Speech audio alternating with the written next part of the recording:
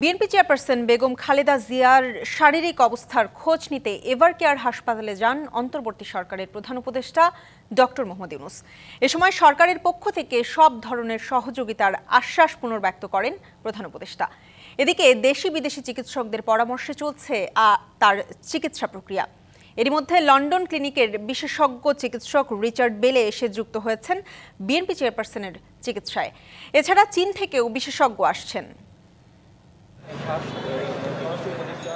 দিনের আলো গড়াতেই গাড়ির বহর নিয়ে বেগম জিয়াকে দেখতে রাজধানীর এভারকেয়ার হাসপাতালে ছুটে আসলেন অন্তর্বর্তী সরকার প্রধান ডক্টর মোহাম্মদ ইউনূস।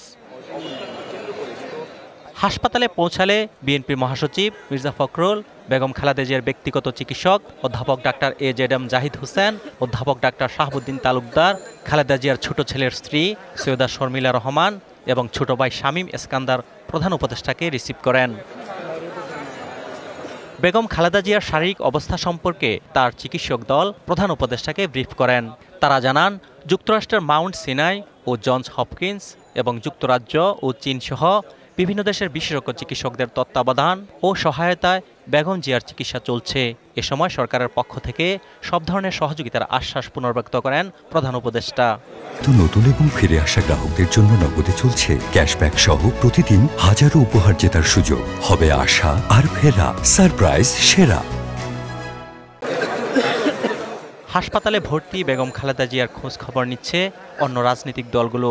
আমাদের মাঝে আবারও নাকি আল্লাহ পাক ফিরিয়ে দেন, যেন তিনি আবারও আপুসীনভাবে দেশের খেদমত আঞ্জাম দিতে পারেন এবং তার পরিবার পরিজনকে আল্লাহ পাক রব্বুল আলামিন ধৈর্য ধারণ করার তৌফিক দান করেন। এই দোয়া আমি সবার কাছে চাইব তার জন্য। দিন গড়িয়ে সন্ধ্যা নামলেও নেতাকর্মীদের ভিড় কমছে না হাসপাতালের সামনে থেকে। প্রিয় নেত্রীকে এক নজর দেখতে ছুটে আসছেন দেশের নানা প্রান্ত থেকে। বাংলাদেশের গণতন্ত্রের প্রতীক হয়ে উঠেছেন। আমরা মহান রাব্বুল আলামিনের কাছে প্রার্থনা করি, বেগম খালেদা জিয়া সুস্থ হয়ে উঠলে বাংলাদেশ সুস্থ হয়ে উঠবে। আমরা দূর থেকে দোয়া করি যেন সে আসলে আমাদের মাঝে অতি শীঘ্রই সুস্থ হয়ে ফিরে আসে এবং আমরা তার জন্য অনেক দোয়া প্রার্থনা করছি। বিএনপি চেয়ারপারসনের চিকিৎসার জন্য আজ ঢাকায় এসেছেন যুক্তরাজ্যের বিশেষজ্ঞ দল। রাতে চীন থেকেও আসছেন আরেকজন।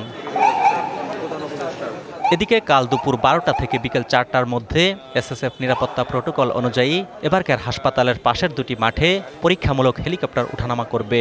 এ নিয়ে বিভ্রান্তি না ছড়ানোর অনুরোধ জানিয়েছে অন্তর্বর্তী সরকার। অজিত সরকার, ডিবিসি নিউজ, ঢাকা।